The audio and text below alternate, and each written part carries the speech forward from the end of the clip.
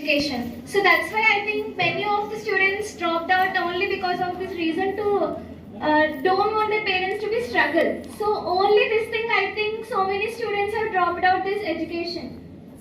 By this Coromandel scholarship, we are able to pay somehow our college fees or our educational needs. Thank you so much for this opportunity to all giving to all of the students.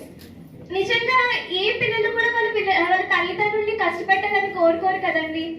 అంటే నా education కి మా అమ్మ నాన్న suffer అవ్వడం ఎందుకు, నేనే drop out అయిపోతాను అని చాలా మంది అనుకుంటారు.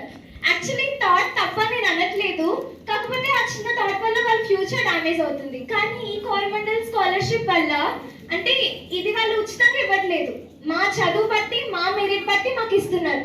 సో దీన్ని బట్టి ఎంతో కొంత నా కాలేజ్ ఫీ నేను కట్టుకోగలుగుతున్నాను అంటే I'm so proud of it.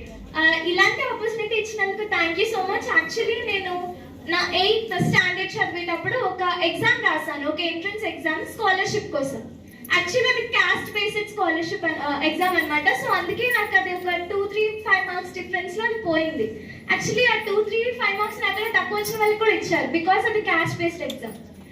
But after 2 years నాకు ఈ గవర్నమెంట్ నుంచి కాల్ వచ్చింది, మీ అమ్మాయికి స్కాలర్షిప్ వచ్చింది, వచ్చి తీసుకోండి, మీ అమ్మాయి ఎడ్యుకేషన్ బట్టి ఇస్తున్నారు అని చెప్పి.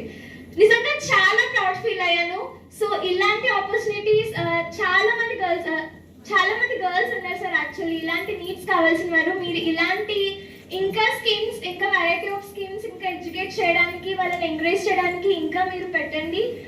And if possible governmental girls school అని చెప్పి పెట్టండి. ఐ థింక్ ఓవరాల్ కాకినాడ అందరూ కూడా వచ్చి జాయిన్ అయిపోతారు నాకు తెలిసి. Thank you so much for giving this opportunity to speak somehow from my side and all our student side. And parents కి నేను చెప్పేది ఏంటి అంటే, మీ అమ్మాయి అయినా అబ్బాయి అయినా ఎవరిని కష్టపెట్టకండి. వాళ్ళకి చదవాలని ఉందంటే చదివించండి, చదవను అంటే మీరు ఇంకేం చేయలేరు, మీరు మనీ వేస్ట్ చేయడం తప్ప. బట్ చదవాలి, నేను అది సాధిస్తాను అని ఉన్న వాళ్ళని మాత్రం మీరు అస్సలు వాళ్ళని డౌన్ చేయకండి. ఎందుకంటే వినస్త్రీయ జీవం నాస్తి అని మన పెద్దలు అన్నారు కదా. అంటే సృష్టిలో ప్రతిదీ కూడా ఒక స్త్రీ వల్ల అవుతుంది. మగవాళ్ళు ఫిజికల్ గా మనకి కనిపిస్తారు కానీ స్ట్రాంగ్ గా, మెంటల్ గా మనం చాలా స్ట్రాంగ్. సో ఇది మాత్రం మీరు బాగా గుర్తుపెట్టుకోండి.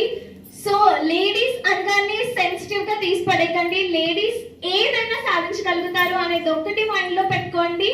అలానే మీ పిల్లల్ని పెంచండి, పులి బిడ్డల్లా పెంచండి అంటారు కదా. సో అలా పెంచండి. Thank you so much.